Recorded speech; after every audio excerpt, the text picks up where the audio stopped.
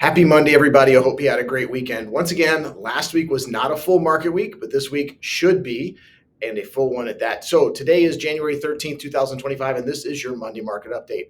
Let's recap last week's market action and let's preview this coming week ahead. We are going into the third week of the year, so let's see what the tail end of the month of month one holds for us. Monday began with enthusiasm fueled by reports in the Washington Post suggesting that the Trump administration would pare back tariff policies during its second term. This led to strong buying in big tech, which had previously experienced that pullback. S&P 500 rose quickly, breaking that 6,000 level in the early session. Financials also rallied after news that the Federal Reserve Vice Chair Michael Barr is going to step down by February, alleviating some concerns about tighter banking regulations. Optimism was tempered as the weaker than expected services PMI raised concerns about the economy's resilience, but also provided relief that the Federal Reserve may adopt a less aggressive stance on rate hikes. The afternoon brought weak demand in a three-year Treasury auction that weighed on the markets, sending yields higher and cutting into earlier gains. The S&P 500 rolled over in the afternoon, erasing much of the intraday rally, closing slightly off session highs, marking a bearish technical pattern. Major tech names rallied on dip buying with particular strengths in AI and semiconductor names. At the end of the day, the Dow was just slightly in the red. The S&P was up 0.5%. The NASDAQ was up 0.75%. Tuesday's session started with strength, driven by gains in mega cap tech stocks such as Nvidia, which hit record highs in early trading. There was a midday reversal, and no one likes to see that. Optimism faded quickly after two stronger than expected economic reports, the ISM Services PMI and the November JOLTS reports.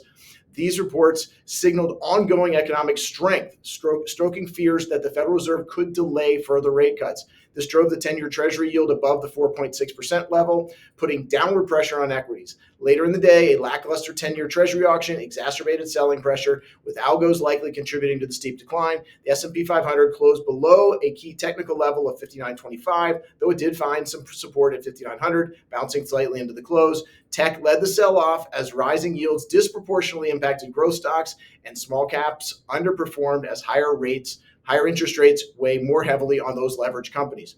Dow closed down about 0.5%, S&P down almost 1.25%, the NASDAQ was down 1.25%. Going into hump day, equity futures did suggest a potential relief rally early in the day, but headlines about the Trump administration's potential use of a national economic emergency to implement new tariffs sparked significant market volatility. Stocks dropped while bond yields spiked to new highs. Remember, this was jobs week, so JOLTS from Tuesday. The ADP employment report Wednesday was slightly weaker, but initial jobless claims fell to 201,000, a near one-year low.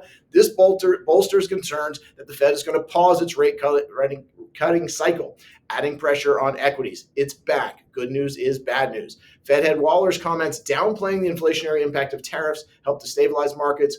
Add to that a well-received 30-year Treasury bond auction with strong demand, providing additional relief, allowing stocks to rebound from session lows. The Dow closed up 0.25%, the S&P up a bit less than that, and the NASDAQ closed just down a bit less than 0.25%. Thursday had markets closed for the Carter funeral. I have to admit, I'm not much of a political person, but seeing all of the living presidents in one place was pretty interesting. Reminded me of a book I read recently called The President's Club, written by Nancy Gibbs. If you think about it, who else can really chat who else can you really chat with once you've been in that position? So it's an interesting thing. Anyway, between the funeral and the California wildfires, there was no shortage of news on Thursday. Then we go into Friday from the eco data category. Again, on Thursday, not much was reported, but jobless claims and continuing claims were out on Thursday. Initial claims were down to a one-year low, indicating that tight market, and continuing claims back close to 1.9 million, a multi-year high. Markets had to wait until Friday to react to that, and before the open, the non-farm payroll report was out, and that was the one that everyone was waiting for. Hot. That is how the jobs report came in. The U.S. economy added way more jobs than expected, and that, of course, makes markets wonder if the Fed is not going to pause. Recall, this market is still pricing in rate cuts in 2025. The Labor Department reported 256,000 new jobs versus 155,000 expected, and markets did not like that. Markets opened lower across the board, close to 1% each. University of Michigan report was not such a help. Consumer sentiment down a bit, and inflation outlook spiked the 5-year outlook at 16-year highs. We cannot quiet the Fed heads. Goolsbee from here in Chicago still sees lower rates ahead. He noted that he does not see the economy overheating, and he sees inflation coming down. Now, I will say we have to keep watch on where they set the bar. Not overheating does not mean that it's in need of rate cuts. It is parsing words, but that is what they do. Recall that I tell you all of the time that I believe these Fed heads go out to test the waters with their comments. Goolsbee was not heard too loudly, it seems. Big movers of the day included the insurers, all about the California fires, and we do send our thoughts and prayers their way.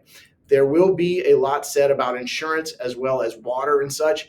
As we talk about breadth of the market, remember we've said a lot about that. 5 stocks were down for every 1 stock that was up on Friday in the New York Stock Exchange. By the end of the day, it was pretty red. The Dow was down close to 700 points, almost 1.75%. The S&P was down 1.5%. The Nasdaq was down almost 1.75% as well. For the week, the Dow and the S&P were down about 2%, and the Nasdaq down about 2.33%. Markets don't have time to wait long. This week gets going again. Inflation, CPI and PPI both out this week. Fed heads are out. Williams, Schmidt, Barkin, Kashkari, and Goolsbee, just to name a few. And earnings season is about to roll out. The banks start midweek. Goldman, JP Morgan, Wells Fargo, BlackRock, Citi. Add into all that retail sales and jobless claims, and we are in for a busy week. We're starting in the red, and the markets are now negative for the year, the first time we've said that in a while. Finally, for all those who watched the Santa Claus rally, that wasn't. Last year was absent as well, and we did have a 25% plus year on the S&P, so there is still hope. As always, please keep this in mind. This is all noise. We must keep our heads in the right place. We need to focus on your goals, the signal, not the noise.